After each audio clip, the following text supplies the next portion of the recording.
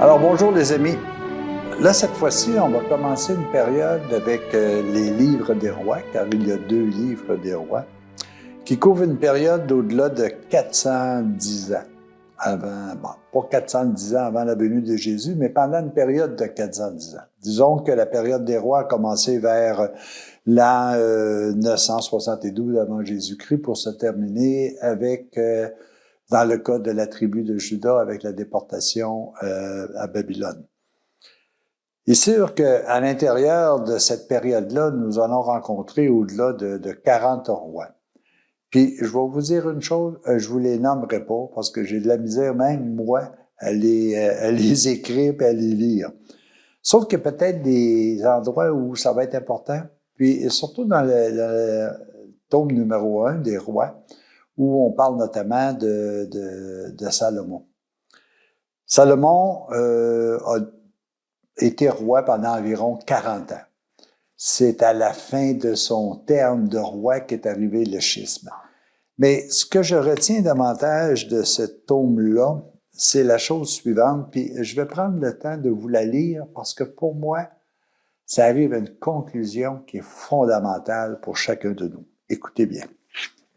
Peut-être un petit peu plus long, mais ça vaut la peine. Alors, notre ami Salomon s'adresse à Dieu, il dit, il veut à un moment donné parler à Dieu, et Dieu lui dit tout simplement, « Demande ce que je dois te donner. » Et Salomon répondit, « Tu as témoigné une grande bienveillance à ton serviteur David, mon père, et celui-ci a marché devant toi dans la fidélité, la justice et la droiture du cœur. Tu lui as gardé cette grande bienveillance et tu as permis qu'un de ses fils soit aujourd'hui assis sur son trône. » Salomon, évidemment, étant le fils de David. « Maintenant, Yahvé mon Dieu, tu as établi roi ton serviteur à la place de mon père David, et moi, je suis un tout jeune homme, je ne sais pas agir en chef. Ton serviteur est au milieu du peuple et que tu as élu. Un peuple nombreux, si nombreux que l'on ne peut le compter ni le recenser. Donne à ton serviteur un cœur plein de jugement pour gouverner ton peuple, pour discerner entre le bien et le mal. Car qui pourrait gouverner ton peuple qui est si grand?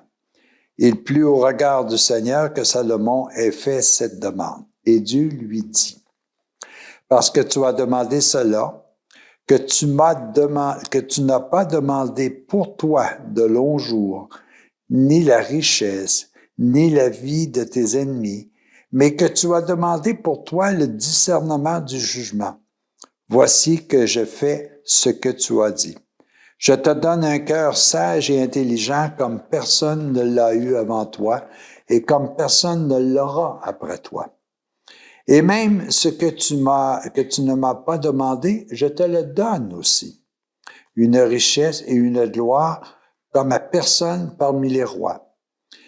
Et si tu suis mes voies, garde mes conseils et mes commandements, comme a fait ton père David, je t'accorderai une longue vie. » Évidemment, Salomon a vécu 40 ans durant la période des rois, qui a duré 400 quelques années, comme je vous disais antérieurement.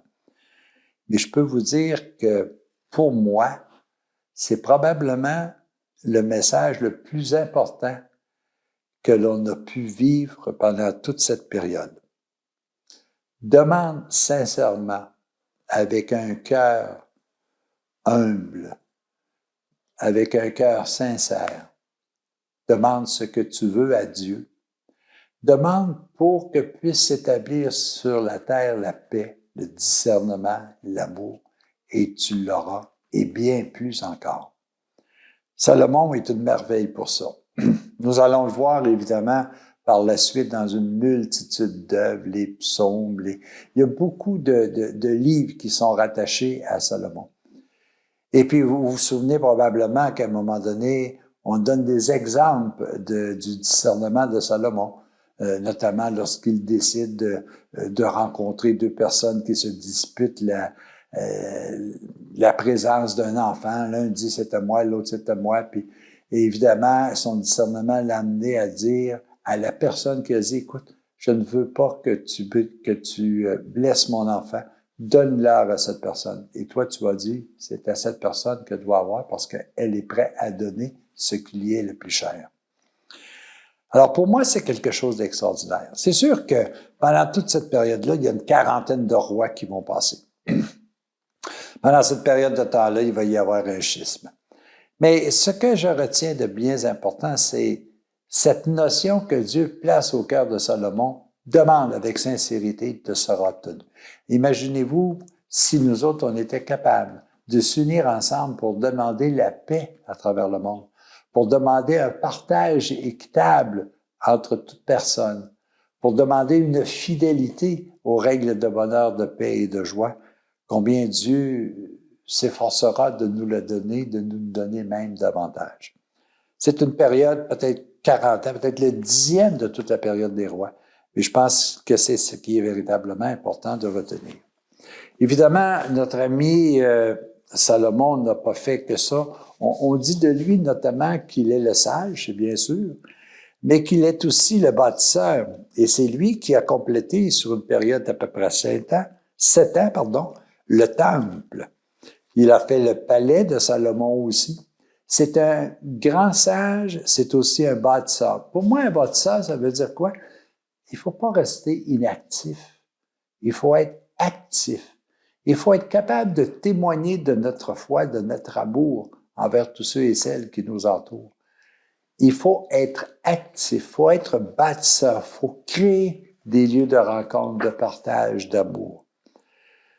Il est aussi un grand, on le dit comme ça, commerçant, mais en réalité, c'est lui qui peut permettre à l'intérieur d'un élément qui est un système économique, si vous voulez, ou commercial, de faire en sorte que les choses soient établies avec justesse envers tous ceux et celles qui y participent. Que l'on ne voit pas simplement comment être plus riche, mais qu'on soit capable de dire comment tous ensemble on peut devenir davantage prospères.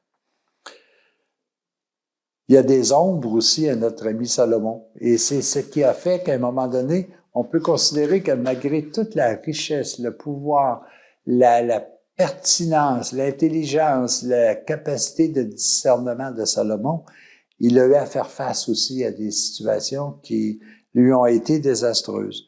Notamment, il y a eu de très nombreuses femmes, de telle sorte qu'à un moment donné, il a été obligé d'être remis à l'ordre, si tu veux, par le prophète, pour faire en sorte que d'abord et avant tout puisse établir non pas n'importe quoi, mais bien les règles, les fonctions de Dieu. Il y a eu également des ennemis. Il y a eu, et ça termine son règne d'une façon un peu difficile, il y a eu le schisme entre son fils Roboam, qui a été pendant quelques périodes de temps roi d'Israël au complet, mais Jéroboam I est venu, qui était un officier de l'armée de Salomon, est venu faire une division. Et cette division-là a fait en sorte que 10 tribus l'ont suivi, tandis que 2 sont restés avec Roboam. Évidemment, tout ça, on regarde cette période-là, que l'on verra davantage un peu plus tard dans le Roi 2. Mais il reste que tout ça aujourd'hui, il me semble que c'est des choses que l'on vit au temps présent. Il me semble qu'on voit encore de la dissension, qu'on voit encore des guerres pour acquérir des territoires alors qu'on a déjà des immenses terrains. Qu'on est encore dans une lutte extrême pour partager adéquatement la richesse qu'il y a sur la terre. Demandons à Dieu d'avoir pour chacun de nous un discernement, d'être capable de bien comprendre ce qui est bon, ce qui est juste, qu'on puisse s'éloigner de ce qui est mal, de ce qui nous éloigne du véritablement bonheur. Alors, dans ce premier livre des rois, malgré que c'est pour une période de 400 quelques années, il reste qu'en réalité, Salomon ressort d'une façon précise. Mais nous sommes toujours prêts à faire face à des schismes, à faire face à des guerres, à faire face à des querelles. Mais demandons à Dieu ce que Salomon a demandé. Non pas juste le discernement, mais demandons ensemble la paix. la joie, le bonheur.